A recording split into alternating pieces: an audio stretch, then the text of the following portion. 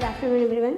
Welcome back to my class. As you know that I am Ali Munisan, lecturer of Allahabad High School and Junior College. In today's class, we will continue our first chapter, that is Introduction to Economics from first year. After the discussion on the criticism, on the definitions of economy, meaning of economy, welfare of economics and definitions, scarcity definitions and growth definition, development, welfare, nature and scope of economy. After that, we will discuss about the basic concept of economics. In that, first is goods. In economic, all things that have value and satisfy human wants are called goods. Okay, goods are classified into two type of goods, that is material and non-material goods. We will see what are the material goods and what are the non-material goods. Okay, material goods are tangible. Here, tangible means this can be seen, touched and transferred. For example, water, books, pen, cell phone, etc. Okay. On the other hand, non-material goods are intangible, means these do not possess any shape or weight and cannot be seen, cannot be touched and cannot be transferred. Okay. All type of services are non-material goods, such services as teachers, doctors, engineers, lawyers, actors, etc. Okay.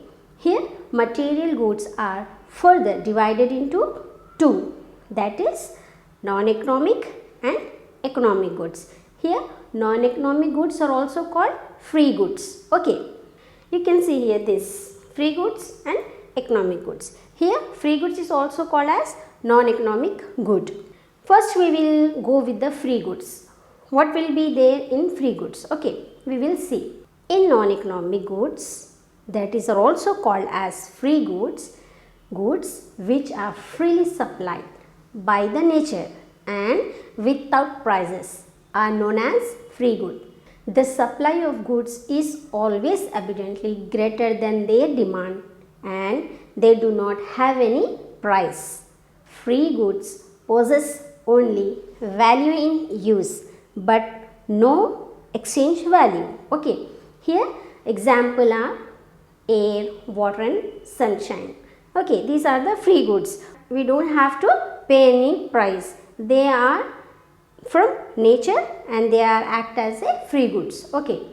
Nowadays some of these also become economic goods due to several reasons and these are priced goods. The concept of free goods is relative to place and time.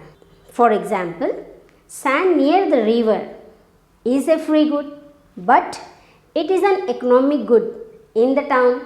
Obviously, when we needed of sand, we have to pay money to buy sand for our construction. Okay, like this, at the beach and at the shore, the sand is free good, but this sand is act as economic good in town. Okay. After free good, we will discuss about the economic goods. An economic good is any physical object, nature or man-made or service render that can be commanded a price in a market. Okay. Economic goods. An economic good is any physical object, natural or man-made or service rendered that can be commanded a price in a market. They always fall short of the demand for them. These economic goods have both the value in use and value in exchange, such as for example pens, books, computers, etc. Economic goods possess three important characteristics, that is utility, scarcity and transferability. Here economic goods are also divided into three types, that is consumer, producer and intermediary. Here intermediary means person who act as a link between people in order to try and bring and bring out any agreement, or else we call as a mediator. Okay, have a look and observe and notice the difference between the economic goods and free goods. Okay, after economic goods and free goods, we will discuss on consumer goods. What are consumer goods? We will see. A consumer good is an economic good purchased by households for final consumption.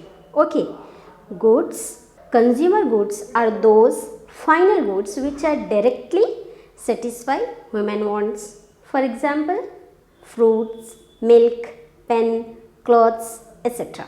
Okay, here the consumer goods are divided into two types, that is here the perishable goods and durable goods. In perishable goods, they are also known as single use consumers. Single use consumers goods, they lose their value in single use. For example, milk or fruit. Here the perishable means likely to decay or go bad quickly. Okay, especially food items. After that, we will go with the durable goods. What are durable goods? We will see. These are also known as durable use consumers goods. The durable goods yield services or utility over a time rather than being a completely used up at a moment of consumption. Utility from these goods can be derived for a long time. For example, televisions, computers, fans, etc. Okay, here the consumer goods can also be classified into three groups, that are necessary goods, comfortable goods and luxury goods. Okay, first, necessary goods. Necessary goods are much essential to continue our life, and without using these goods, survival is questionable. Of course, in daily life, in daily routine, what the goods we are using, that only the necessary goods in our life. Okay, generally its utility will be more than its price. Example, rice. Okay, come to comfortable goods. That comfortable goods are not necessary for our day-to-day living, but these goods will make life comfortable and enhance our efficiency. Okay, for example, fan, chair, table, etc. also. Okay, then come to luxury goods. Luxury goods are neither required as essential goods nor useful for comfortable goods, but generally its utility will be less than its price. For example, BMW car.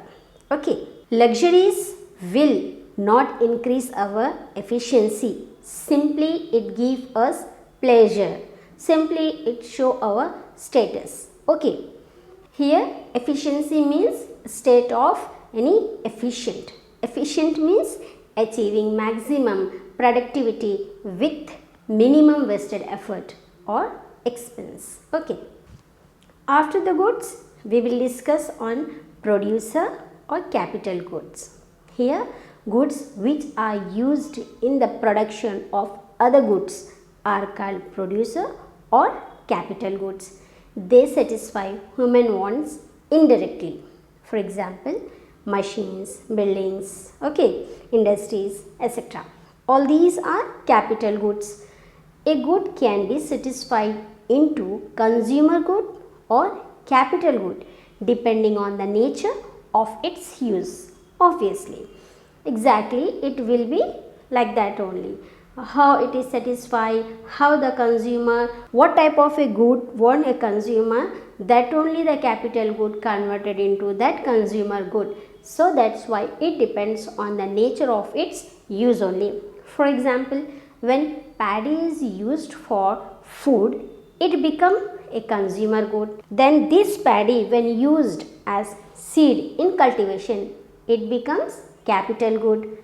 It wholly depends on its use, how the goods are converted from consumer goods to economic goods. Okay, here again the producer or the capital goods are divided into two types, that is single use capital goods and durable use capital goods. In single use capital goods, these goods are used only once in the production process. For example, raw materials, coal and electricity. Okay, come to durable use capital goods, that these goods are used for long time in the process of production. That is, for example, machines, tools, etc., which they are the durable capital goods. Getting how the capital goods are using as single good and using as durable goods. Okay. After producer or capital good, we will discuss about the intermediary goods. These goods which are under the process of production and semi-finished goods are known as intermediary goods. Okay. For example, cement, bricks and steel, etc., used as intermediary goods in construction work. These goods which are not yield finished and under the different stages of production are known as intermediary goods. Okay. On the other hand, goods sold for consumption or investment are called final goods. Okay. All these goods are come under basic concept of economics. Now we will discuss the wealth. What is the meaning of wealth? That is, wealth means stock of assets. Assets here the furniture. Okay. Assets. Wealth means stock of assets held by an individual or institution that has the potential for yielding income in some form. Okay. Wealth may be held in various forms. Exactly.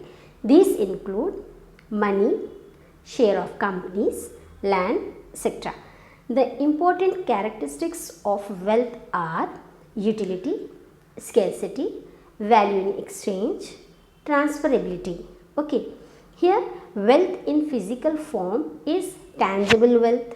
Of course, diamonds, factories and houses are example of physical assets.